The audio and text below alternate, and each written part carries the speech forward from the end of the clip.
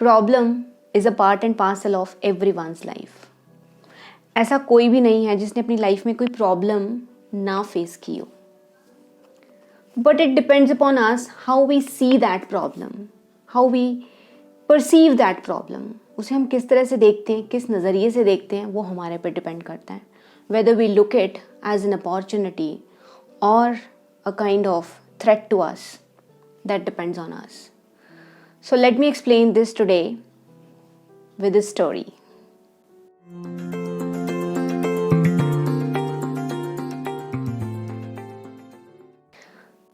Once a daughter went to his father who was a cook.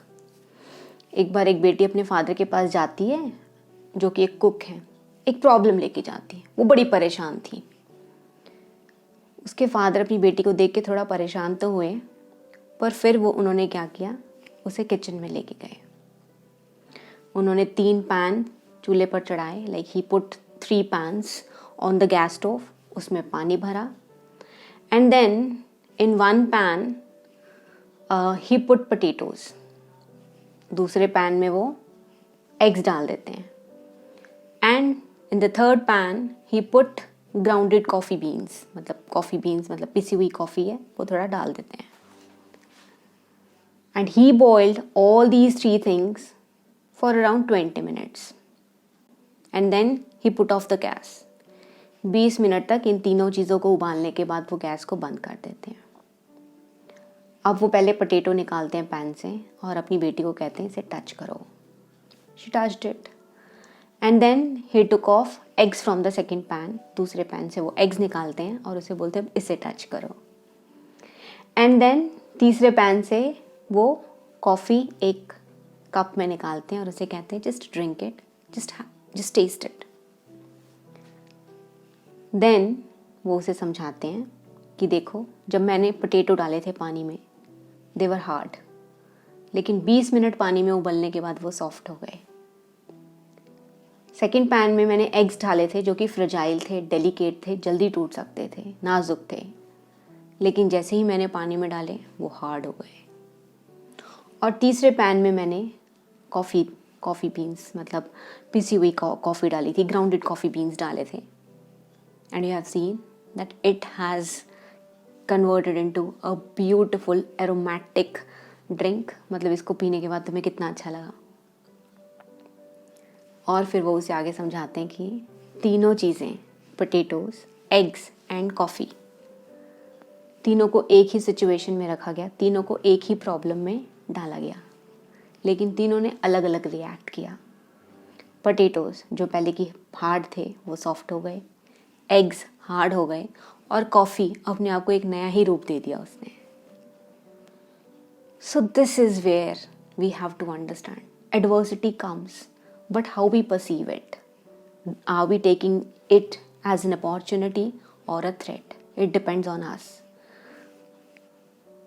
मैं तो बिल्कुल समझती हूँ कि an adversity is not an adversity, it is an opportunity to grow. It is an opportunity to transform. It is an opportunity to become something new. जैसे कि coffee बन गई. कुछ लोग किसी ना किसी प्रॉब्लम के बाद हार्ड हो जाते हैं, कुछ सॉफ्ट हो जाते हैं, कुछ अपने आप को सरेंडर ही कर देते हैं. That depends on you. Nothing is wrong. But brooding over the problem, complaining over the problem, ये सोचना कि मुझे ही क्यों मिली है, क्रिब करना, that is somewhere the problem will remain as a problem. Try to make something new of your problem. Try to, वो कहते हैं ना, जब लाइफ आपको लेमन्स प्रोवाइड करे तो आप लेमनेड बना दो, लेमन जूस बना दो, कुछ भी कर दो. And this is something called as an opportunity. मतलब आपको कुछ बुरा मिला और आप उसे अच्छे में कन्वर्ट कर दो. So learn this. Means I want say we should take problem in such a way with a new perspective. It is not a problem. It is something else. It is something here for me to outgrow what I was yesterday. So, और तो मैं कुछ नहीं कहना चाहती. Yes, एक और बात मैं कहूँगी अपनी वीडियो के through, that I know, you all know that I am on a 90 days video challenge. और शायद कल के बाद अपनी वीडियोस मैं आप लोगों को अपने स्टेटस पे या फेसबुक पे पोस्ट ना कर पाऊँ, because maybe I'm going somewhere out for 12 days where I may not be allowed to use mobiles, or I will be out of network range. That when I'll come back, we'll talk about it.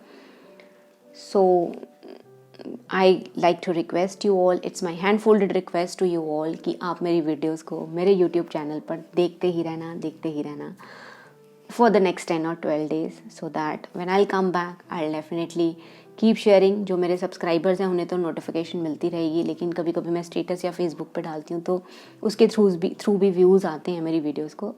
So to those people I want to request this. Thank you so much. Take care. Bye.